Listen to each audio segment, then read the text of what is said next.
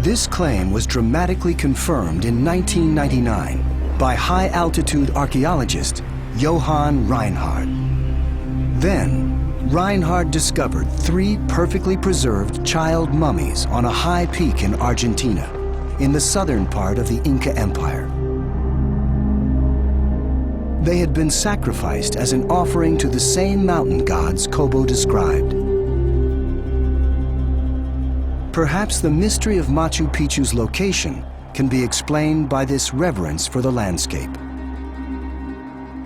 We know that throughout the Andes that people believe that the natural environment has sacred aspects to it. These landscape features at Machu Picchu have helped explain what otherwise is a tremendous mystery. This idea, called the sacred landscape theory, suggests that in addition to worshiping the sun, rivers, and mountains as gods, the Inca derived power by being physically connected to them. So, is that why Machu Picchu is here? Machu Picchu is in an unusual place to build, even for the Inca. Their capital, now modern-day Cusco, and other Inca towns like Pisac are in flatter, more accessible terrain. It's also remote, a 5-day walk from the capital in Inca times.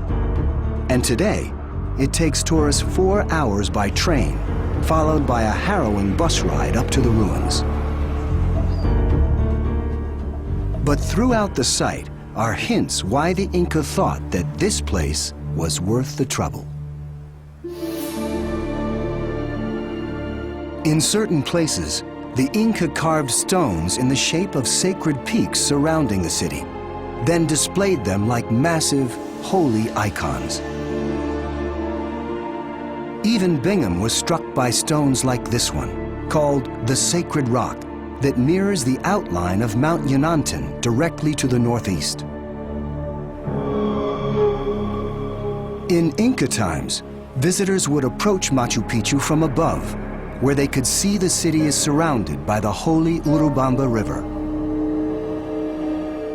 For an agricultural people, there was nothing more important than water, and here was a place firmly in the water's embrace.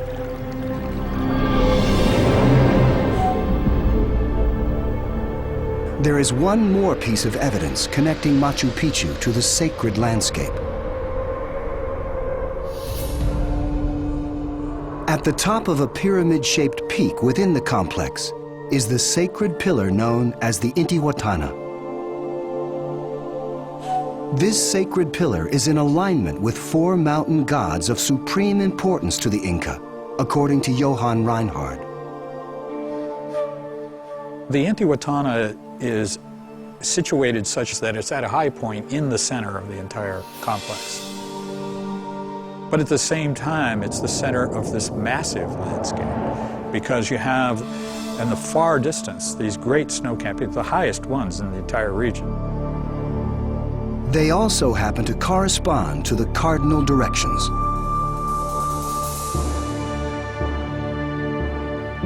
Its views to sacred peaks, proximity to the holy river, and the alignment with 4 powerful mountain gods must have made this location irresistible to the Inca. But how did the first Inca emperor, Pachacuti, actually use Machu Picchu?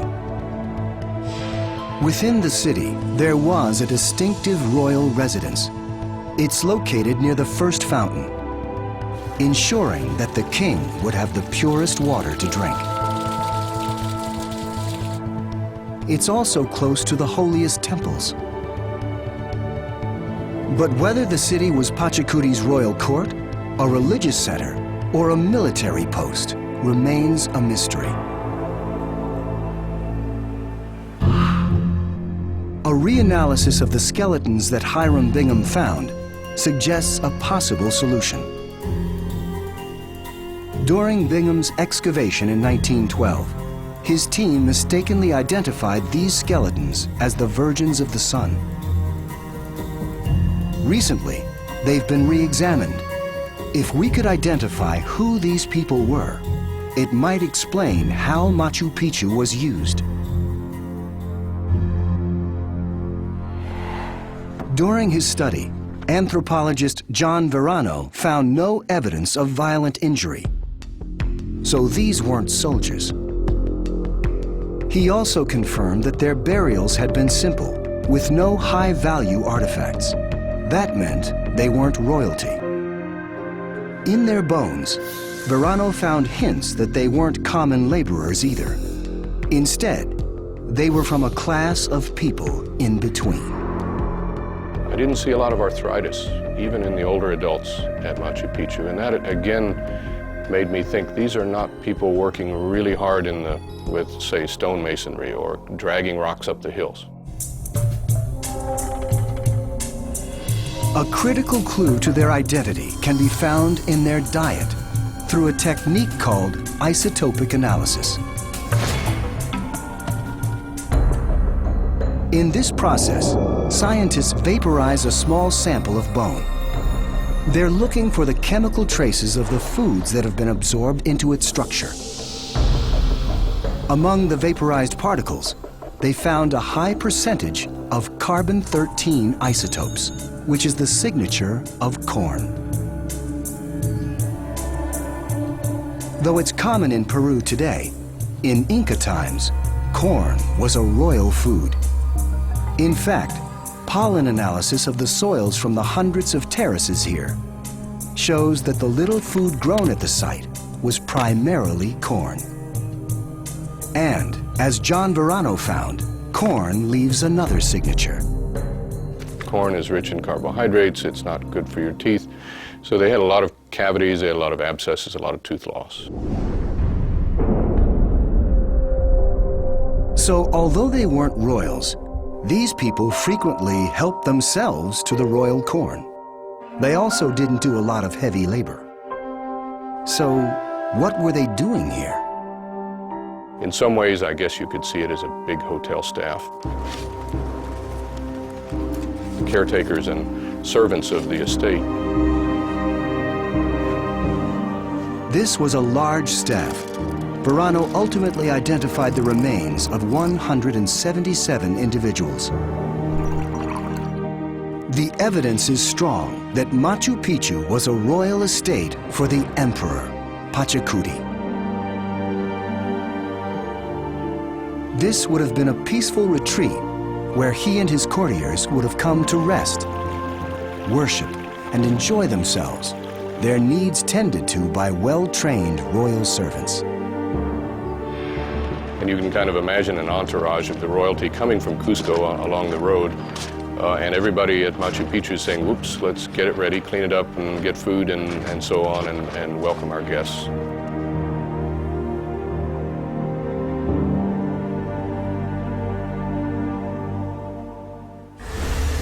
But the new finds from the tombs at the nearby farming center of Parayacta don't seem to fit with this peaceful picture. The severe injuries in those skeletons suggest that Machu Picchu may have been connected to warfare.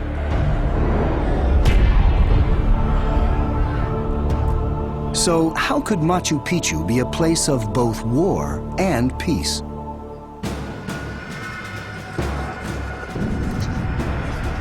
According to Spanish accounts, the Inca conquered this valley about a decade after Pachacuti came to power. So perhaps he built it as a way to seal his conquest. Incas were very skilled in psychological warfare, and they decide to build this magnificent estate on the hilltop that everybody living up and down that valley is going to see. From the first thing they walk outside their door to the last thing that they go in bed at night. That's a very powerful thing. It's a message of conquest and of possession, that they own that land and they control the people who live within it. So Machu Picchu was a formidable symbol of Inca power, a spectacular boast by Pachacuti, not just of their engineering prowess, but of their paramount link to the sacred mountains and rivers. Still, if this place played such a critical role in demonstrating the religious and military power of the Inca, why didn't the Spanish deface it, as they did to other sacred Inca sites? And why isn't it ever described in any Spanish accounts?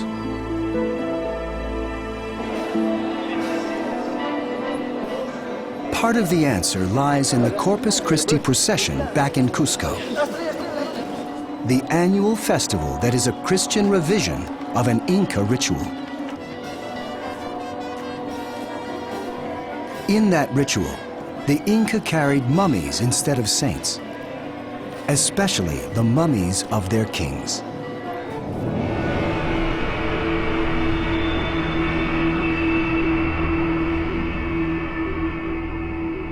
When Pachacuti died in 1471, he wasn't buried.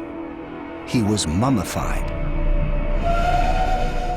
The exact process is unknown. One theory suggests his body would have been gradually freeze-dried, left out in the searing sun by day, and alternately frozen at night. Through this repeated heating, freezing, and thawing, the corpse would have become completely desiccated. Curiously, this is similar to how the local Quechua people preserve llama meat. The result is jerky, which is one of the few Quechua words used in English. Once preserved, Pachacuti would not have been entombed. Instead, he would have continued to play an active role in the politics and rituals of the Inca world. Drawings made by the Incan artist Guaman Poma confirm the use of mummies in this way. We don't actually have a mummy of an Inca emperor, but we have descriptions of them. And we know that they were taken out during major festivals and paraded. We know that they had attendants who would shoo away the flies and give offerings every day, food offerings and drink to the mummies. In other words, they were worshipped and believed to still play a role in the community. Care and handling of the mummy would have fallen to a group of family members called the Panaca, who also took control of all the king's royal estates. But over time, even Pachacuti's Panaca could have run short of resources.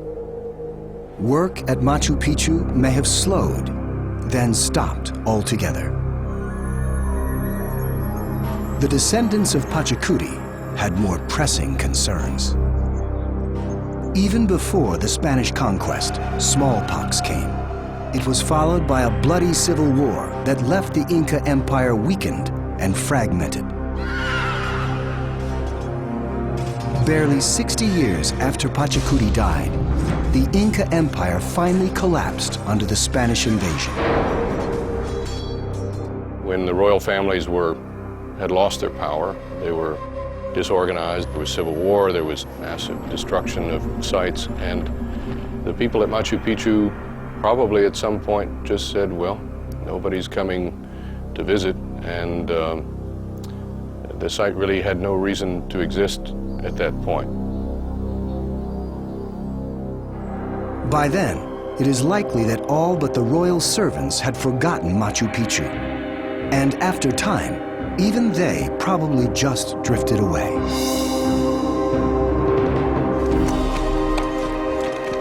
So the Spanish probably never heard about Machu Picchu, and more importantly, never found it. It was, for us, the luckiest mistake. It meant that Machu Picchu was left untouched, one of the only major Inca sites to remain intact.